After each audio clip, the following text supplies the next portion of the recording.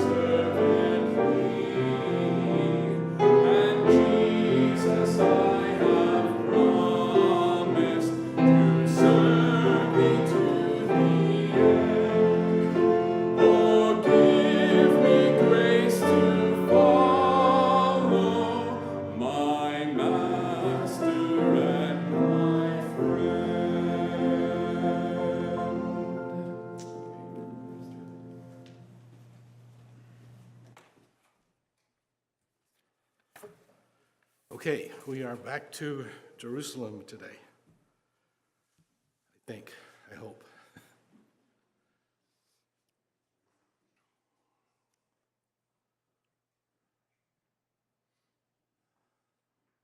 We have a problem.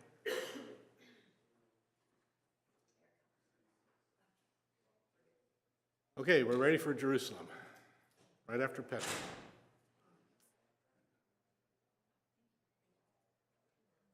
Super.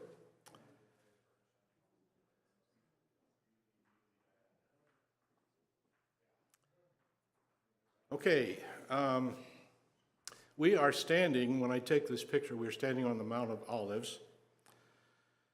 And you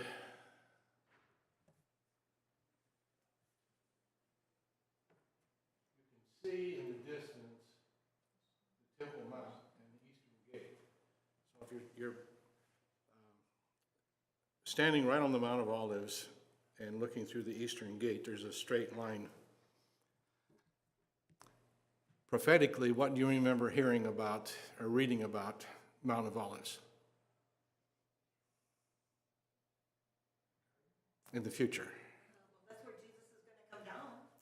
Mount of Olives will split in half and goes through the Eastern Gate, right? So this is the only day of the tour that it was chilly and rainy in the morning, but the rest of the day was pretty nice. Had just pretty ideal weather the whole time we were there.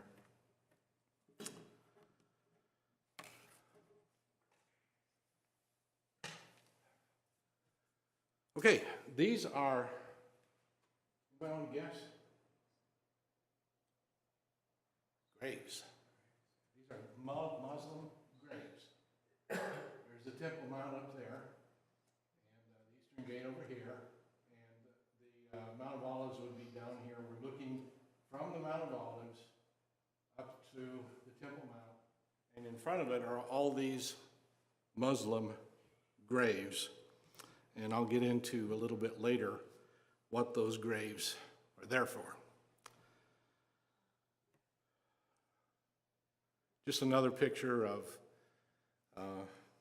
Mount of Olives.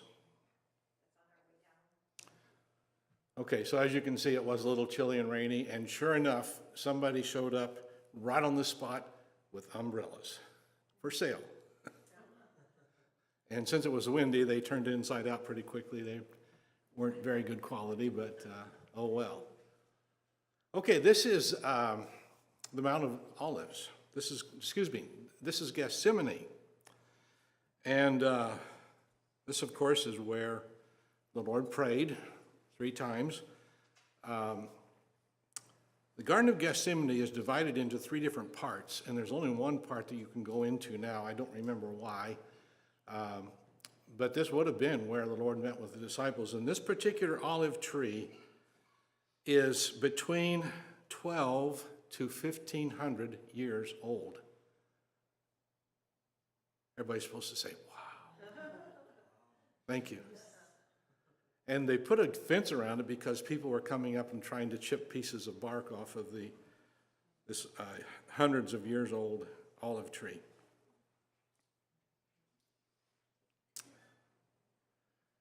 This is the Church of All Nations, and I believe we have a video here, so get a little bit of idea of Jewish culture tonight. This is an actual service that's going on while we're right next to the Garden of Gethsemane. Many nations gave money for this to be built. I don't know if you can turn that up a little.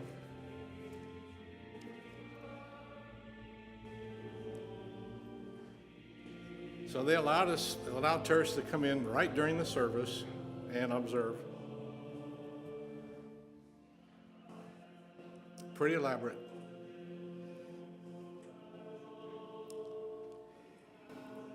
Still working on it.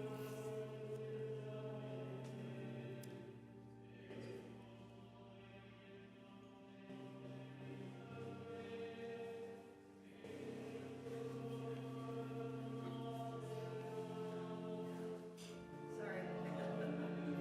You have to go like this.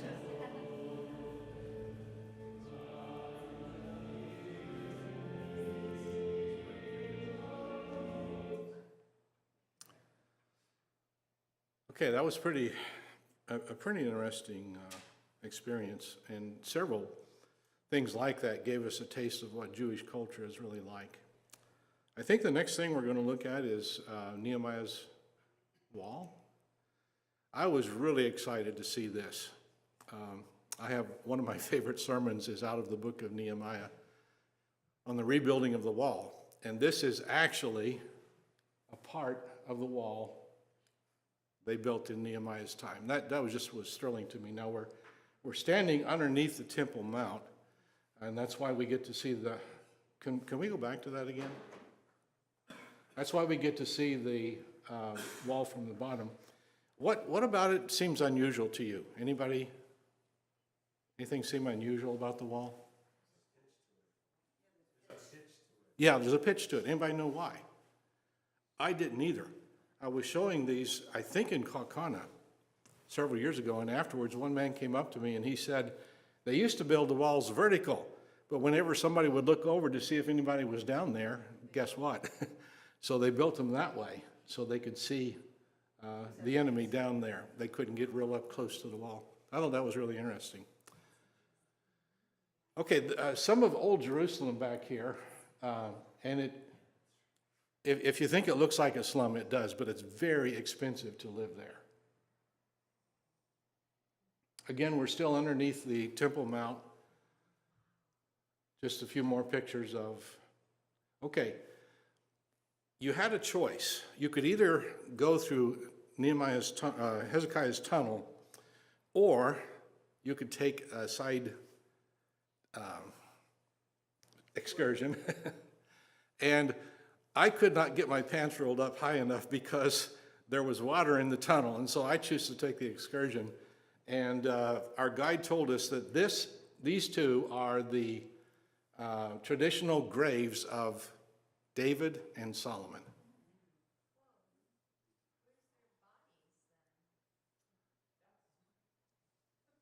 Long ago gone. Let's see Hezekiah's tunnel. Okay, you can't see a whole lot here. But a lot of you already know this, but one of the amazing things to me about Hezekiah's tunnel was they started on two different ends, I don't know how far apart, and worked their way toward each other, and when they got to the middle, they were only like about a foot apart. That would be hard to do today, but they managed. This is underneath the Temple Mount still. That guy's just holding the light up. I was trying to figure out what he's doing. They're still doing excavations there. I think you're still going through Hezekiah's tunnel there, right? Okay, all right.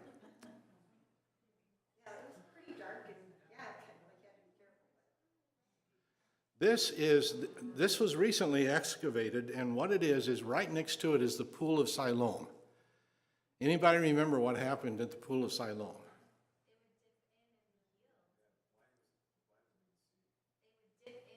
Yes, yes.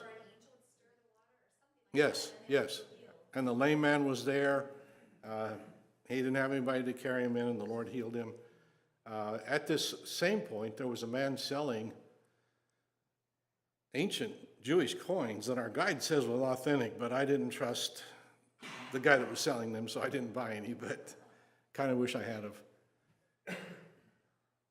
That's just another picture of right next. Yeah. Yeah. Okay, the Wailing Wall. We are just on our way up to the Temple Mount, and we got a bonus, an unexpected, unplanned bonus. Can you click that, Tom? This is a bar mitzvah. In a minute.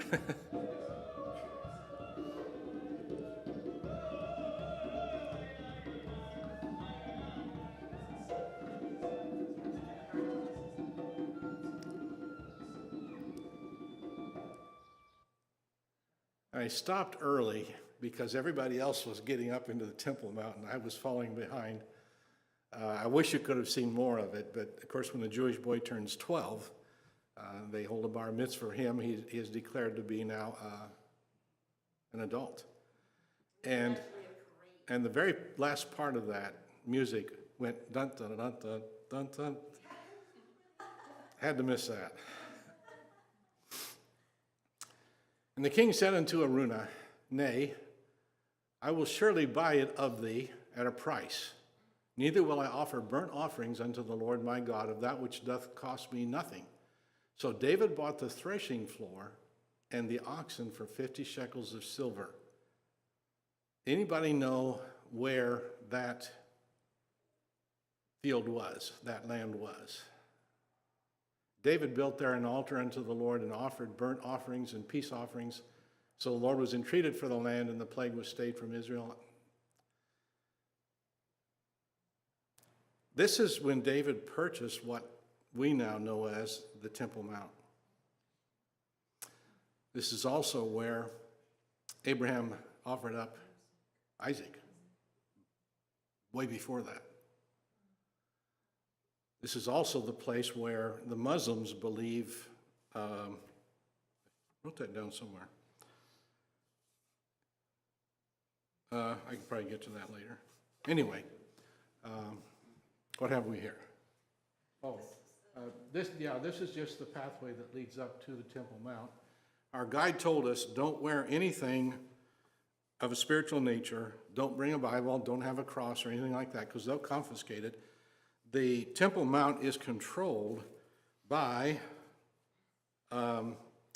Muslims, and I'm trying to look at the name of the group. I know it's on my note. Oconomowoc controlled. And while we were there, this lady started just almost like screaming and yelling. And I thought, what in the world's going on? And then there was a group of ladies behind us, and they started in, and our guide told us what they're doing is they're singing Allah is Great. So here we are on the Temple Mount. And there were armed guards. This is the Wailing Wall. You see the fence there. And the ladies could go on this side, the men on this side. If you got up to the Wailing Wall, you had to have a covering on your head. If you didn't have one, they would give you one. And I've got one at home right now, somewhere.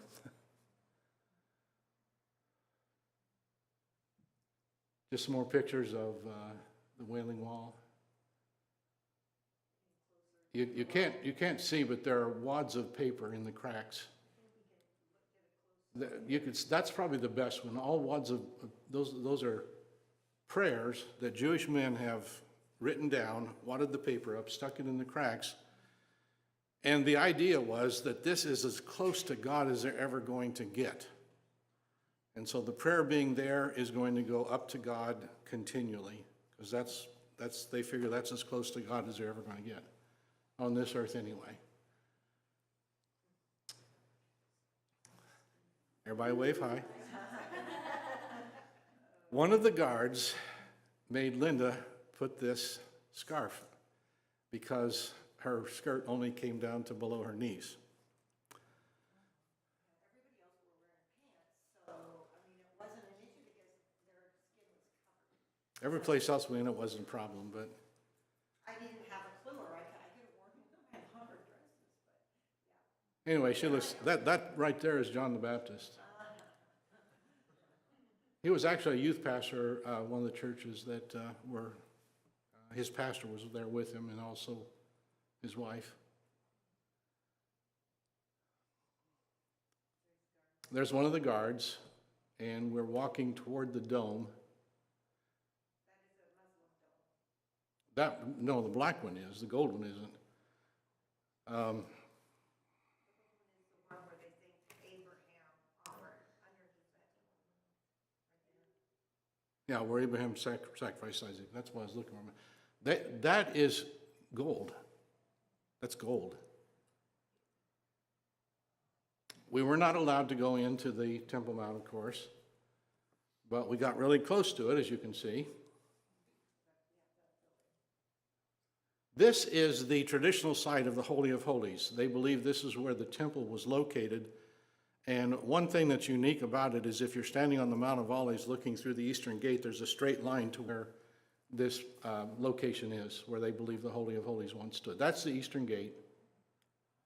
You see it's sealed. And so you're looking straight through there to this site from the Mount of Olives. Did you tell them that the Muslim, oh, you haven't yet. I want to read a little bit about this, and it might be about all we have time for tonight, but The inside of the Eastern Gate. what? That's the inside of the Eastern Gate. And they were doing some remodeling, and they were just dumping everything. Yeah, a bunch of junk on the side there. So, first of all, a paragraph about why the Eastern Gate was closed up. Jewish rabbis described the Messiah as a great military leader who would be sent by God from the east. He would enter the Eastern Gate and liberate the city from foreign control. To prevent this, the Muslims sealed the gate and put a Muslim cemetery in front of it, believing that a holy man would not defile himself by walking through a Muslim cemetery. And so they think, okay, Messiah's not coming here. Little did they know they were fulfilling prophecy by doing this.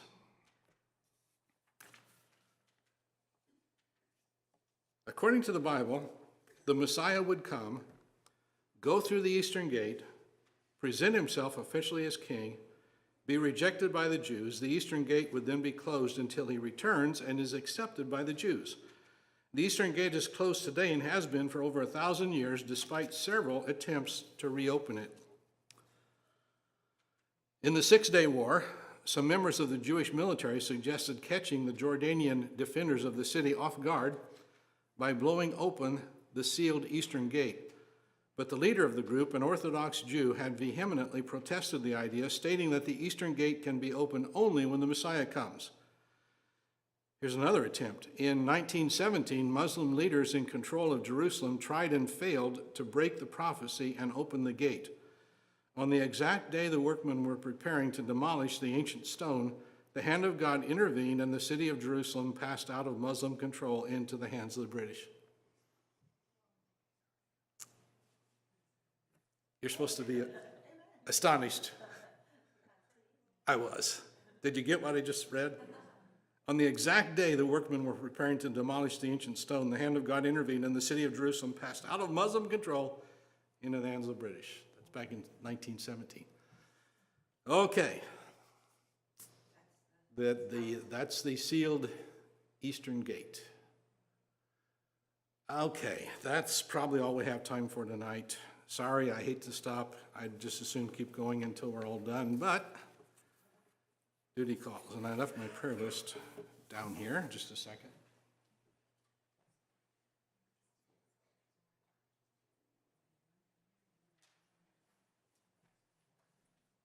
Okay, I have just a few things I'd like to mention for prayer. I talked to Doug a little while ago, and he said that Barb's dad is doing